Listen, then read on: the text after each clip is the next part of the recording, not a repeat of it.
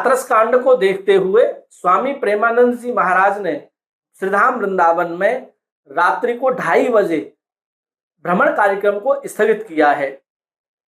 और रात्रि को 2:30 बजे इतनी भीड़, बहन बेटी माताएं आती हैं और उनके साथ कोई भी हादसा हो सकता है। इतनी भीड़ को देखते हुए यह कार्यक्रम रात्रि का तो पहले ही प्रेमानंद जी को स्थगित कर देना चाहिए था, क्योंकि यहाँ के ब्रज मंडल के संत धर्माचार्य भी इस चीज से खुश नहीं थे। तो अगर हाथरस के इस कांड को देखते हुए उन्होंने स्थगित किया है और यह सबक लेकर के उनके बात समझ में आई है, तो अच्छी पहल है और रात्रि भ्रमण कार्यक्रम नहीं होना चाहिए था, कोई भी हादसा हो सकता था। हाथरस की जो घटना हुई है उसे पूरे साधु समाज में आक्रोशित हैं और जो आज विशेष डिसीजन लिया है प्रेमानंद जी महाराज जी ने श्रीधाम वृंदावन में, जो रात्रि में निकलते हैं और लाखों की संख्या में जो भीड़ इकट्ठी होती है, वो सही समय पे लिया है, क्योंकि वहाँ उनकी कोई व्यवस्था तरीके की नहीं है।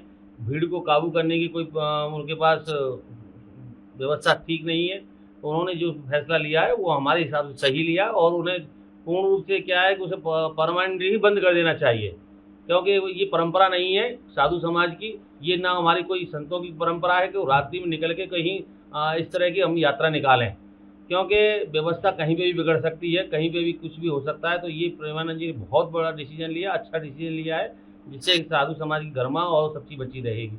हाथरस में इतनी बड़ी घटना जो हुई है, ये इतिहास में पहली धार्मिक स्थल पर घटना हुई है और इस पर प्रशासन को कड़ी से कड़ी कार्रवाई करनी चाहिए। मैं तो ये कहता हूँ जितने भी धर्माचार्य हैं, अगर इस तरह की इनकी ये पंडाल करते हैं, बड़ा आयोजन करते हैं, ठीक उसी प्रकार से जिस तरह से नेताओं की जो पार्टियों के द्वारा आयोजन होता है, प्रशासन पूरी तरह से उसी व्यवस्था को जांचे, परखे और अगर उन्हें लगता है कि ये सही व्यवस्था है तो ही उसे परमिशन दी जाए, नहीं तो अन्यथा नहीं दी जाए।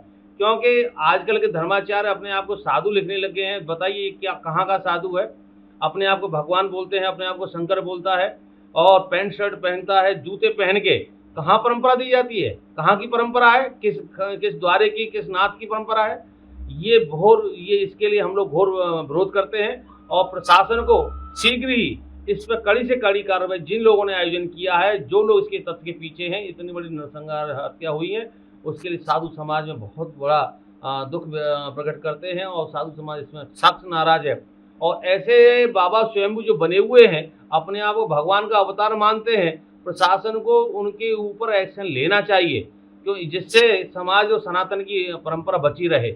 और मैं आपके चैनल के माध्यम से ये भी कहना चाहता हूँ कि आने वाले समय में जहाँ कहीं कोई कथा करता है तो प्रशासन उसकी परमिशन देने से पहले 100 बार उसकी पुख्ता सबूत उसकी कर ले कि इससे पर्याप्त व्यवस्था है कि नहीं है, तो ही इसे परमिशन दी जाए, अन्यथा नहीं दी जाए। जय श्री राम।